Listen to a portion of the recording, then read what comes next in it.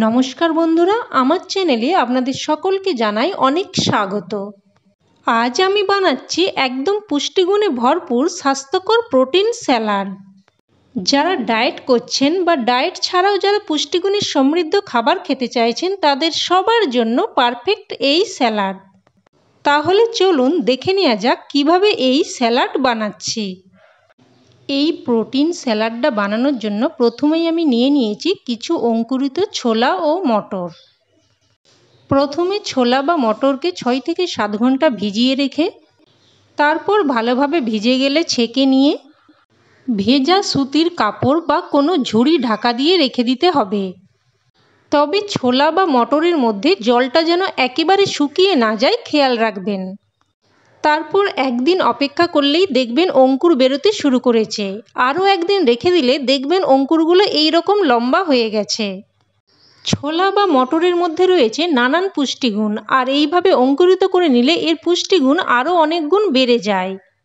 অঙ্কুরিত ছোলায় রয়েছে অ্যান্টিঅক্সিডেন্ট আর রয়েছে নানান ভিটামিন যেমন এ, বি, সি, ই। এছাড়াও আয়রন, ম্যাগনেসিয়াম, ফসফরাসের মতো নানান খনিজ লবণ রয়েছে।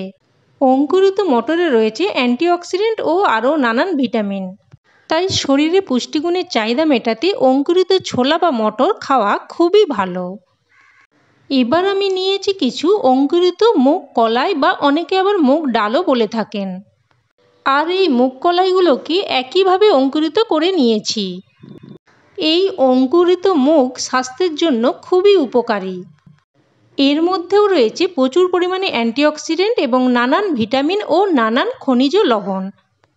এবার চলুন স্যালাডটা বানিয়ে দেখাই। তার জন্য একটা পাত্রের মধ্যে ছোলা ও মটরগুলো দিয়ে দিচ্ছি, মুগটাও দিয়ে দিচ্ছি।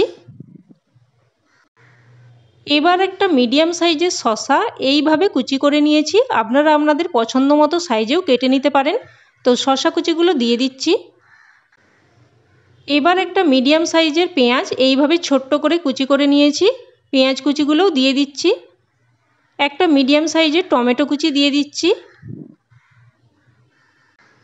এবার দিয়ে দিচ্ছি পরিমাণ মতো বিট লবণ। বিট লবণের পরিবর্তে নর্মাল লবণও দিতে পারেন। এবার 1 চামচ গোলমরিচ গুঁড়ো দিয়ে দিচ্ছি। এবার একটা ভাজা মশলা দিয়ে দিচ্ছি। এর মধ্যে আছে জিরে, মৌরি, ধনে শুকনো খোলায় ভেজে গুঁড়ো করে নিয়েছি। আপনারা এর বদলে চাট মশলাও ব্যবহার করতে পারেন। এবার দিয়ে দিচ্ছি কিছু ধনেপাতা কুচি, দিয়ে দিচ্ছি অর্ধেক পাতিলেবুর রস,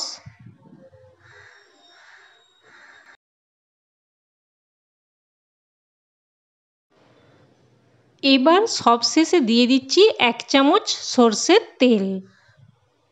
আপনারা এর পরিবর্তে অলিভ অয়েলও ব্যবহার করতে পারেন। এবার সব কিছু ভালোভাবে মিশিয়ে নিচ্ছি।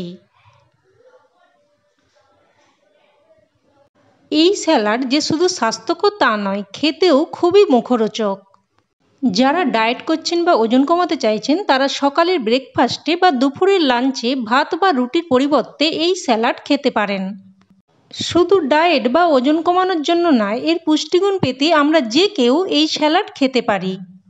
আপনাদের যদি এই স্যালাড তৈরির পদ্ধতি ভালো লেগে থাকে তাহলে একটা লাইক দিয়ে দেবেন।